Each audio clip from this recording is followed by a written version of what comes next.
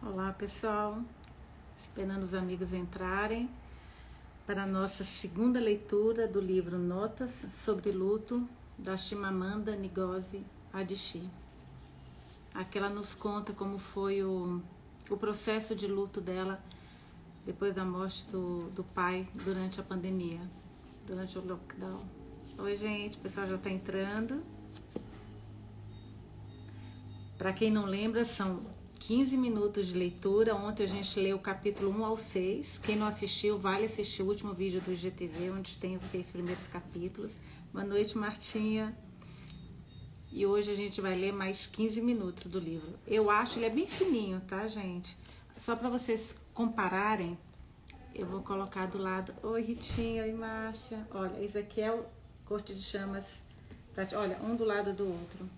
É bem menor e bem mais, coloca aqui, bem mais fininho. Então acho que a gente consegue acabar bem rapidinho. Adri, bora pro segundo dia. Boa noite. Esperar só mais um minutinho pro pessoal entrar. Oi, Joane. Pessoal. Então vamos começar, gente? Olha, ontem eu vou fazer como eu fiz ontem, eu vou ligar o timer, o cronômetro, 15 minutos de leitura. Depois, 15 minutos, a gente vai discutir o que a gente leu hoje, tá bom? Então, vamos lá? Nota sobre luto, da Chimamanda Ngozi Adichie. Olha, como a gente combinou ontem, como a gente fez ontem, boa noite, Lu, eu vou desativar os comentários.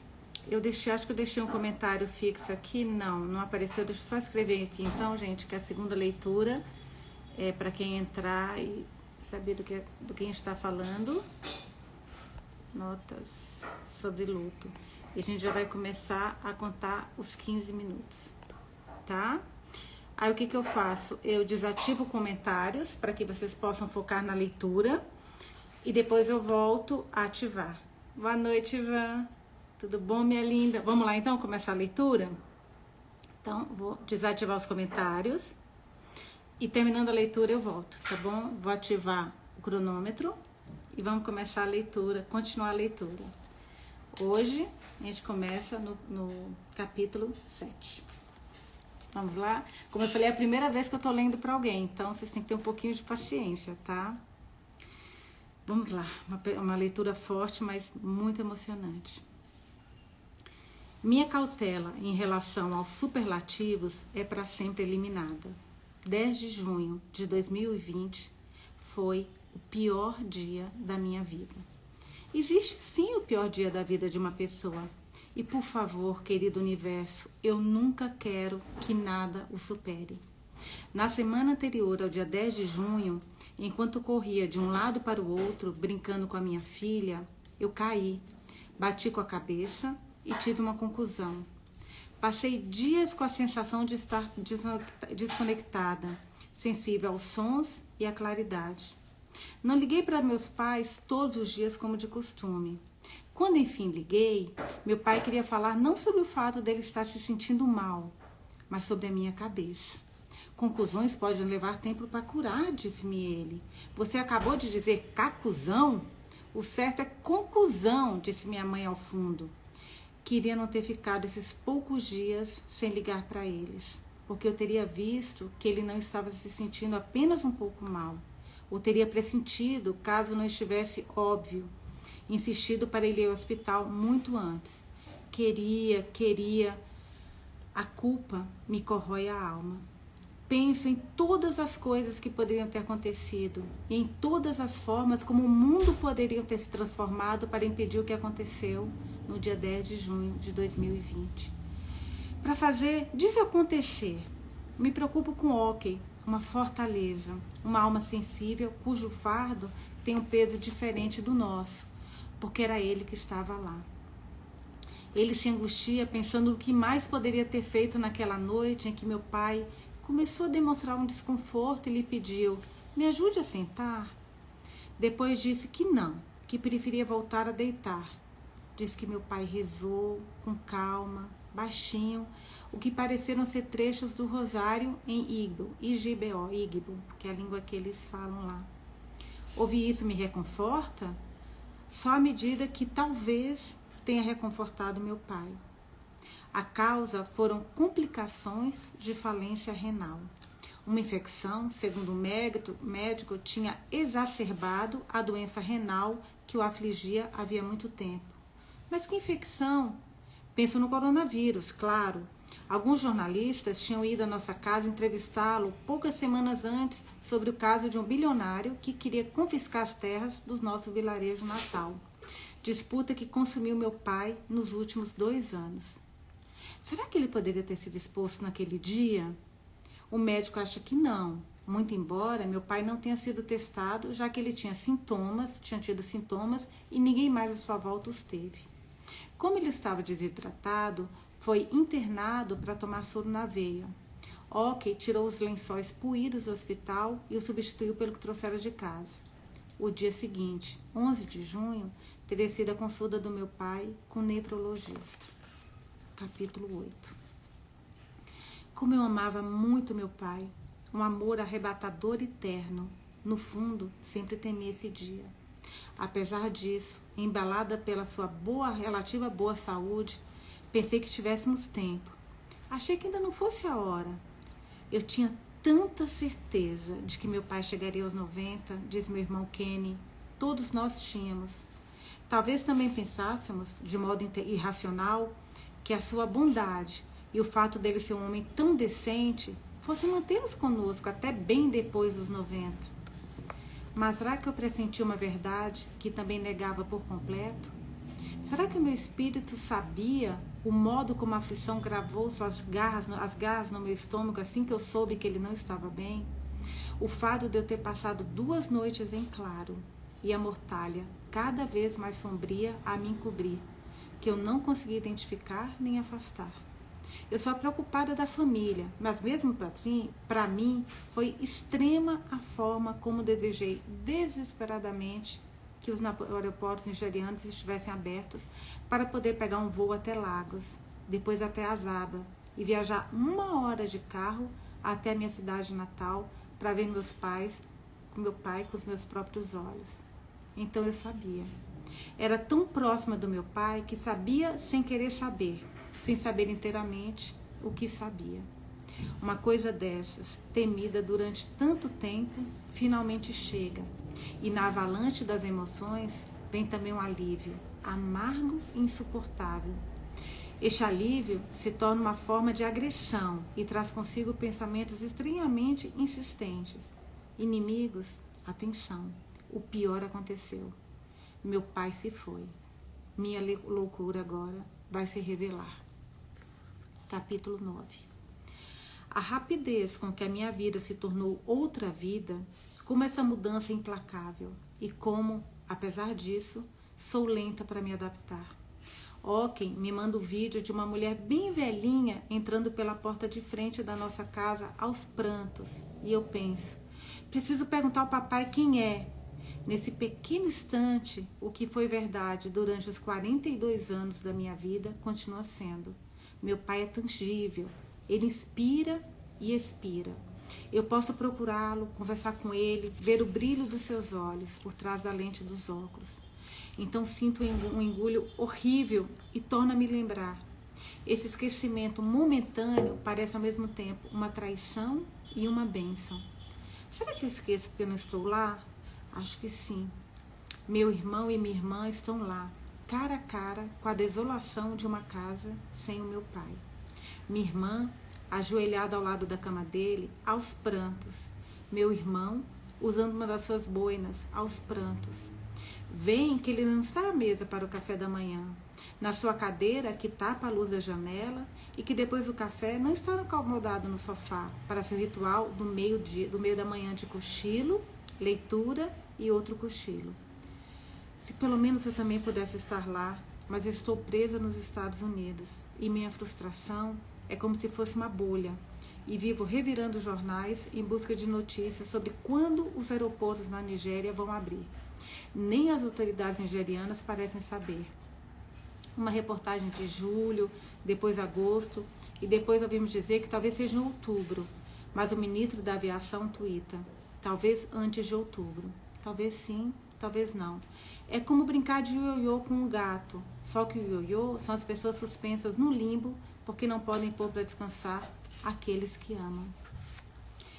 Capítulo 10. Esquivo-me das condolências. As pessoas são gentis, bem intencionadas, mas saber disso não torna suas palavras menos irritantes. Falecimento. Os nigerianos adoram dizer isso, mas a palavra me evoca distorções sombrias. O falecimento do meu pai. Detesto o falecimento. Ele descansou, não reconforta, e sim provoca um muxoxo que acaba conduzindo à dor. Ele poderia muito bem estar descansando em seu quarto, na nossa casa de aba, com ventilador fazendo circular o calor. A cama repleta de jornais dobrados, um livro de sudoku, o velho folheto de um enterro, um calendário dos cavaleiros de Santa Mulumba, uma bolsa com seus frascos de remédio e seus cadernos de páginas cuidadosamente pautadas, nos quais ele registrava cada coisinha que comia para controlar a diabetes. Ele foi para um lugar melhor. É de uma presunção espantosa e tem um quê de inepto. Como é que você pode saber?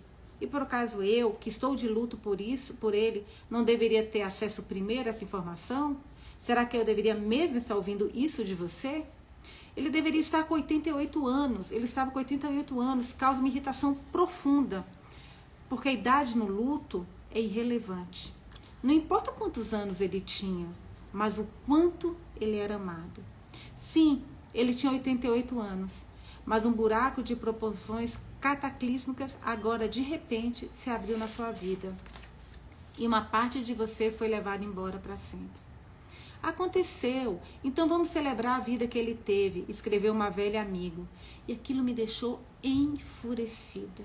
Que fácil fazer um sermão sobre o caráter definitivo da morte, quando a verdade é justamente o caráter definitivo da morte, que é a fonte de toda aflição. Eu hoje me envergonho das palavras que já tive amigos enlutados. Encontre paz nas suas lembranças, eu costumava dizer. Ter um amor arrancado, sobretudo quando isso é inesperado, e depois ouvir que se deve recorrer às lembranças, em vez de virem me acudir, minhas lembranças trazem eloquentes pontadas de dor que dizem, é isso que você nunca mais vai ter. Às vezes, elas trazem o riso, mas um riso que é como carvões em brasa, que logo volta a se transformar nas chamas de dor. Tomara que seja uma questão de tempo. Tomara que seja só demasiado cedo, terrivelmente cedo, para esperar que as lembranças sirvam apenas como bálsamos. O que não parece um cutucão proposital numa ferida é um simples eu sinto muito. Porque em sua banalidade, essa expressão não presume nada. O Igbo, NDO, reconforta, mas uma palavra que significa sinto muito, com viés metafísico, uma palavra com fronteiras mais largas do que apenas sinto muito.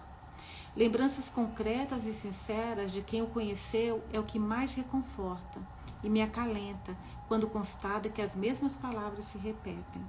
Honesto, calmo, gentil, forte, discreto, simples, tranquilo, integridade. Minha mãe me disse que a Yogu ligou dizendo que meu pai era o único chefe que nunca tinha lhe dado problema. Lembro de minha Yogu, alto, de modos refinados, motorista do meu pai, quando ele foi vice-reitor substituto da Universidade de Nigéria dos anos 80. Terá meu pai se referido a ele ou a outro motorista, Kevin, o charmoso radical, quando respondeu com toda calma certo dia, depois de ter afirmado com a altivez de uma criança de 7 anos, que desejava que o meu motorista me levasse à escola. Ele é o meu motorista, não o seu. Capítulo 11. O luto não é etéreo, ele é denso, opressivo, uma coisa opaca. O peso é maior de manhã, logo depois de acordar. Um coração de chumbo, uma realidade obstinada que se recusa a ir embora. Eu nunca mais vou ver o meu pai. Nunca mais. É como se eu só acordasse para afundar cada vez mais. Nessas horas eu tenho certeza que nunca mais quero encarar o mundo. Anos atrás alguém morreu e um parente disse num tom de certeza: a esposa não pode ficar sozinha. E eu pensei, Mas se ela quiser ficar? Esse jeito ígbo, esse jeito africano de lidar com o luto tem seu valor. O luto exteriorizado, performático, expressivo, no qual se atende a todos os telefonemas e se conta e reconta o que aconteceu, no qual o isolamento é um anátema e pare de chorar um refrão. Mas eu não estou pronta. Falo só com a minha família mais próxima. Esse meu recolhimento é algo instintivo. Imagina a incompreensão de alguns parentes, sua reprovação até, quando se deparam com o meu fechamento sobre mim mesma, com as chamadas que não retornam, as mensagens que deixo de ler. Talvez eles considerem isso uma autoindulgência impossível de entender, ou então uma afetação ligada à fama, ou os dois. Na verdade, essa postura no início é uma proteção, um jeito de evitar mais dor ainda, porque eu estou esgotada de tanto chorar. E falar sobre o acontecido significaria chorar outra vez. Mas depois é porque eu quero ficar sozinha com o meu luto. Quero proteger, esconder de quem? Essas sensações desconhecidas, essa estonteante sequência de montes e vales. Há um desespero para me livrar desse fardo. E depois uma ânsia igualmente forte de abrigá-lo, de segurá-lo bem apertado. Será possível ser possessivo em relação à própria dor? Quero que a dor me conheça, quero conhecê-la também. Meu vínculo com meu pai era tão precioso que não sou capaz de expor meu sofrimento antes de conseguir discernir seu contorno. Um dia estou no banheiro totalmente sozinha e chamo meu pai pelo apelido carinhoso que tinha para ele, o Dada original. E sinto um breve cobertor de paz me envolvendo, breve demais. Sou uma pessoa que desconfia de sentimentalismos, mas nesse momento, repleto do meu pai, tenho certeza. Se for uma alucinação, então eu quero mais, mas não torna a acontecer. Depois a gente vai para o capítulo 12. Vou ativar agora os comentários para que a gente possa discutir essas partes que a gente já leu. Aliás, eu queria colocar aqui em 15 minutos, porque como eu falei, a gente vai ter sempre meia hora para que vocês possam se programar, e eu também. Desde que eu comecei a leitura desse livro com vocês, Notas sobre Lutos, ontem, Notas sobre o Luto, onde a Chimamanda nos conta o que ela sentiu, eu tenho recebido muitas mensagens de vocês que eu confesso tem me tocado muito. É engraçado porque agora ela falando sobre essas expressões comuns, né, que todo mundo fala, e que eu sempre usava também. E que ela falou é verdade, a nossa intenção é boa, é de mostrar o sentimento, mas como isso realmente soa vazio para quem está na dor. Como a pessoa quer ficar sozinha, todo mundo tem uma forma de repente passar pela dor, passar pelo luto. E os comentários que eu tenho recebido são muito, muito tocantes. A Adri falou uma coisa muito interessante. Nossa, como essa sensação de culpa por achar que poderíamos ter feito algo para evitar a morte é tão comum. Adri, é engraçado isso porque ela fala da idade do pai dela. Meu pai tem 81 anos, minha mãe tem 74, eu acho. E você fica pensando, né? Meu Deus do céu, ele tem tanto tempo. Que é o que eu lendo o que ela está falando aqui, eu pensei no meu pai e na minha mãe, esse sentimento que eu tenho, sabe? De que eles estarão sempre comigo. Então, quando ela falou isso, me tocou muito, muito, muito. A Adri falou que passou isso também, essa sensação de culpa. Vocês conseguiram se identificar com o que a Chimamanda fala sobre por que ela não deveria ter ligado para ele antes, quando ela estava doente, por que ela não ligou? Nusa, não tenho hábito de dizer nada. Meu pai tem 95, super... ela começou a escrever, faltou. Adri, meu pai se foi com 55 anos.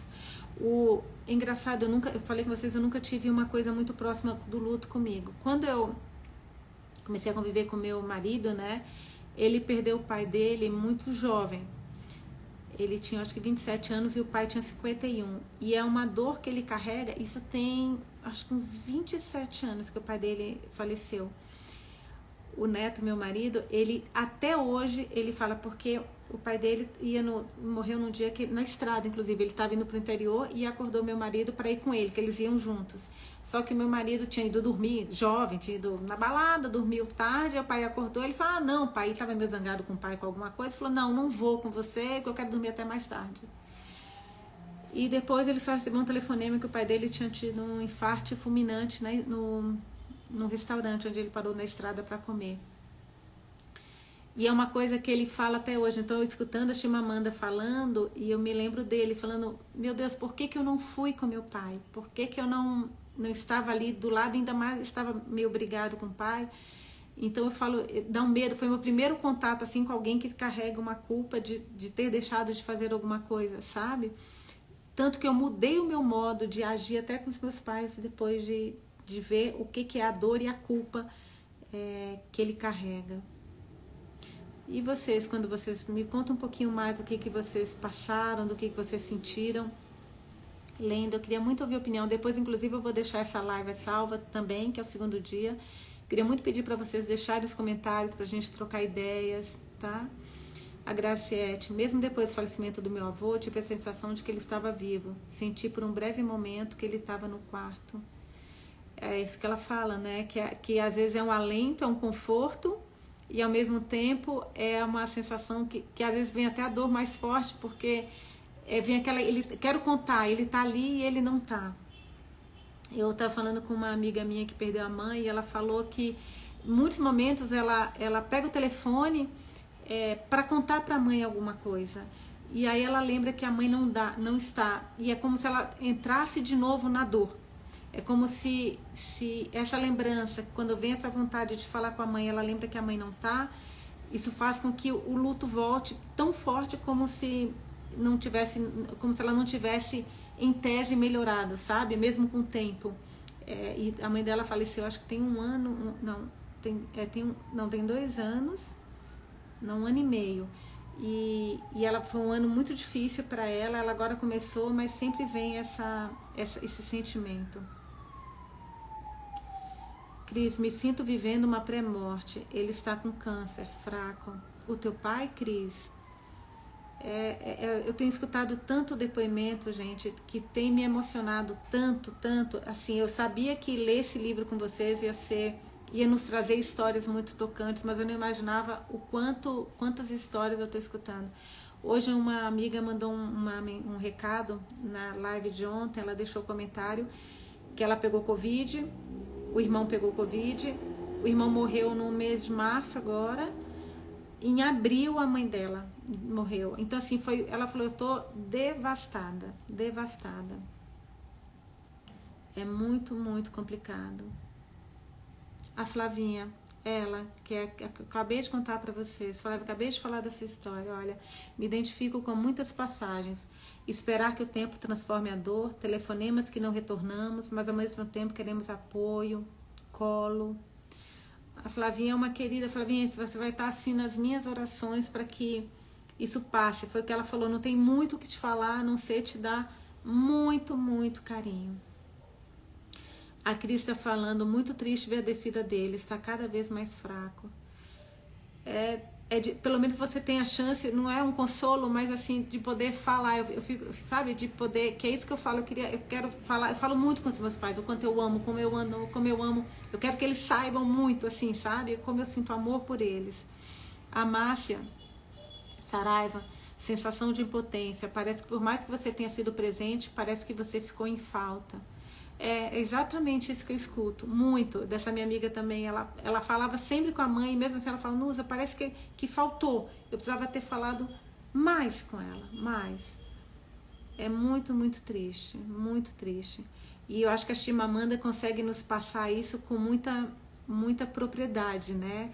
Ela tem essa capacidade de em palavras, definir muito bem o que cada um de nós sentimos. É muito, muito difícil esse luto. Eu vejo que estão tantas famílias que tiveram que passar e que estão passando e que ainda vão passar, né, por esse sentimento de luto, que é muito, muito triste. Muito mesmo.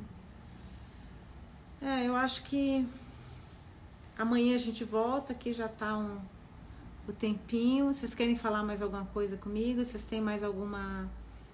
Querem deixar algum comentário? Querem dar alguma opinião sobre a leitura de hoje?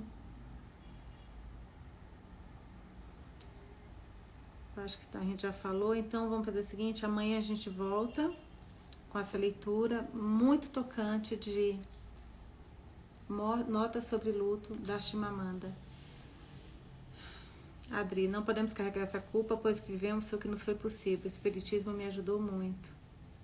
Eu acho que o Espiritismo, eu sou católica, mas eu falo que o Espiritismo é a minha, não é nem a minha segunda religião, eu falo que é quase a minha primeira, sabe? Sandra, desesperar quando perdemos uma pessoa querida com apenas 40 anos, com a vida começando com sucesso na profissão por causa dessa doença. Triste, e a gente sem fé. Fazer o quê? Quem você perdeu, Sandrinha? Não consigo sentir a falta dele, mas me sinto quase assim. Foi muito bom ouvir isso hoje, só planejei. A Cris amanhã volta. A Flavinha dizer para você o quanto é importante essa iniciativa. Fico muito feliz. É o que está vivendo, ela consegue passar todo o sofrimento, a Rita tá falando. Então é isso, gente, eu queria muito, eu tô adorando essa leitura com vocês, tô realmente adorando, esse é um livro que pra eu ler sozinho eu acho que ia ser complicado, então é muito bom, ele é pesado, e ele fica aqui, às vezes eu tenho vontade de ler, mas eu não quero, porque eu quero, a emoção da primeira leitura não existe, então eu quero muito que a primeira leitura, o meu primeiro momento, em qualquer palavra dela, seja com vocês. O sobrinho, a Sandra falou que o de 40 anos, ele provavelmente ela perdeu por Covid. É muito, muito difícil. O luto é uma situação muito... Mas acho que a gente aqui juntos, falando e vendo a Chimamanda colocando isso em palavras, vai ser um alento, uma forma de alento. Então é isso, gente. Eu acho que espero que vocês estejam gostando. Eu tô adorando a nossa leitura. E amanhã, às 7 horas, a gente volta para continuar a leitura de Notas sobre Luto, da Chimamanda. Tá bom? Um grande beijo para vocês, com muito carinho.